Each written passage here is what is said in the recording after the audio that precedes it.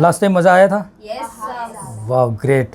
So Sameera was the winner last time. Okay, तो हमारा continuation होगा लास्ट वीक में जो हमने वीडियो बनाया था. कम संपदा, you have to tell the short story. Okay, so जो दूसरों को इंस्पायर करे, मोटिवेट करे. Good afternoon. How are you all doing? Yeah, Good day. Having good day today. Okay.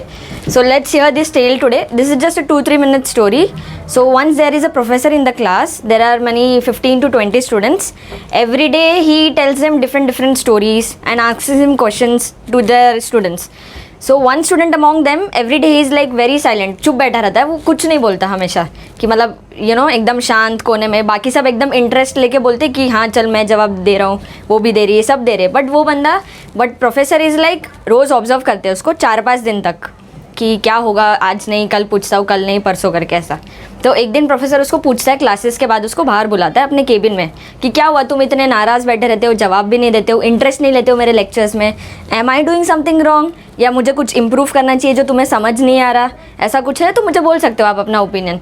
तो वो बोलता है कि नहीं, मैं मेरे पास्ट को लेके बहुत अपसेट हूँ, मेरे साथ ऐसे कुछ हुआ है जिसकी वजह से आई एम वेरी साइलेंट और अकेले मैं बैठा रहता हूँ. तो फिर 5-6 डेज़ हो जाता है, लेक्चर्स ऐसे कंटिन्यूस होते हैं.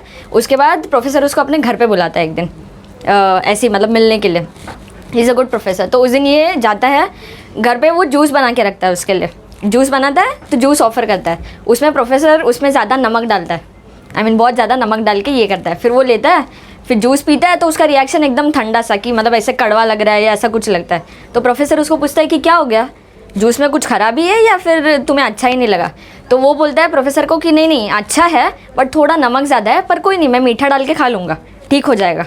तो वैसा उसको प्रोफेसर समझाता है कि you became sad because of your past experience. तो समझो पास्ट एक ये तुम्हारा जूस है, ठीक है, पास्ट एक्सपीरियंस तुम्हारा जूस है, लाइफ है उसका, उसमें पास्ट एक्सपीरियंस तो होंगे ही, बट तुम्हें कैसा आगे बढ़ना है, क्या एडिशन करना चाहिए उसमें, कैसे गुड मेमोरीज बनानी है, गुड एक्सपीरियंसेस बनाना है. पास्ट को छोड़ो और आगे बढ़ो. आई मीन यू नो कि हम लेके बैठे रहते हैं हमेशा पास्ट को कि नहीं ये मेरे साथ हो रहा है तो ये होता ही रहेगा. वी डोंट फॉरगेट, वो लेके हम गुड एक्सपीरियंस, मतलब आज का हम ख़राब कर देते हैं, फ्यूचर ख़राब करते हैं उसकी वजह से कि नहीं ये हो चुका है तो अब क्या करूँ मैं, अब इसी के साथ मुझे रहना है. तो वैसा you know moral of the story is कि बैड एक्सपीरियंसेस को लेट गो करो and see every day is a good opportunity to learn things and make good experiences. तो being happy is very important in life. आज मेरे को इसने कुछ बोला, कल उसने कुछ बोला, तो मैं लेके नहीं बैठ सकती. आगे बढ़ना है तो उसको छोड़ना पड़ेगा लाइफ में. तो या that's it. Thank you. Good afternoon. So आज जो मैं स्टोरी बताने वाली हूँ आप सबको, मे बी आप लोगों ने वो कभी ना कभी सुनी होगी, बट हम लोग कैसे होते हैं ना, हम लोग स्टोरी सुनते हैं, उसके ऊपर हमारे बेचारे के साथ ऐसे हो गया, ऐसी सिंपैथी देते हैं, बट हम एक एज अ मोटिवेशनल उसको नहीं लेते, राइट. तो ये जो स्टोरी है, ये स्टोरी को मैंने स्पेसिफिकली ये नेम दिया है, never give up on dream. ठीक है, ये ड्रीम के बारे में है, किसी के रियलिटी के बेस पे जो मैं स्टोरी बोलने वाली हूँ किसी के रियलिटी के बेस पे. तो वो लड़की का नाम है रोशन शेख.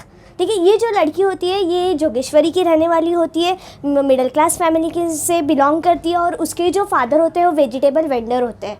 तो उसका सपना रहता है बचपन से कि उसको डॉक्टर बनना है. ठीक है, बट कुछ उसके लाइफ में ऐसे बहुत चेंजेस होते हैं कि जिस वजह से उसमें बहुत सारी डिफ़िकल्टी के स्टेशन के बीच मतलब कुछ ऐसा हो गया कि उसकी पूरी लाइफ चेंज हो गई. वो उसका जब उसने आंखें खोली तो वो अपनी पटरी के नीचे उसने अपने आप को पाया. उसके पूरे पैर वो 12 डब्बियों की गाड़ी के ऊपर से चले गए, तो उसके पूरे पैर वहाँ पे कट गए. तो उससे लाइक उसको बाद में सब लोग बोलते थे कि ये बंदी को अभी क्या हो सकता है, 16 साल की उम्र में इसने अपने पैर खो दिए, अभी इसके पास तो कुछ मतलब अपने माँ बाप पे ये डिपेंडेंट है, ऐसे सब उसको बताते थे लोग. बट उसने वो उसके किया, मोटिवेट किया, उसको बोला कि बेटा अल्लाह ने सिर्फ तुम्हारे पास से तुम्हारे 2 मामूली पैर लिए हैं, तुम्हारे पास अभी भी तुम्हारा दिमाग है, तो तुम डॉक्टर बन सकती हो.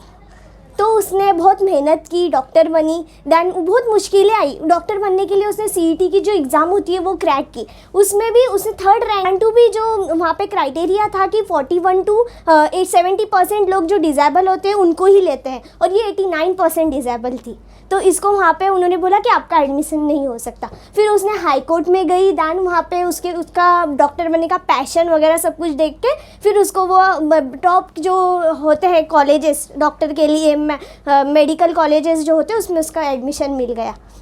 देन फिर डॉक्टर बनी वो। सो इससे हमें क्या मालूम पड़ता है, इसकी मॉरल ऑफ द स्टोरी कि हमारे जो ड्रीम्स है उस पर गिव अप नहीं करना चाहिए। लाइफ में बहुत मुश्किलें आएंगी, हम आगे बढ़ेंगे, हमारे लाइफ में हम लोग को बहुत कुछ फेस करना पड़ेगा, बट हमने जो सपना देखा है वो सपने को हमें हकीकत में लाना है। जो हमारे सपने में और हकीकत में जो डिस्टेंस है वो हमारे एक्शन से हमें प्रूफ करना है। सो ये थी मेरी स्टोरी।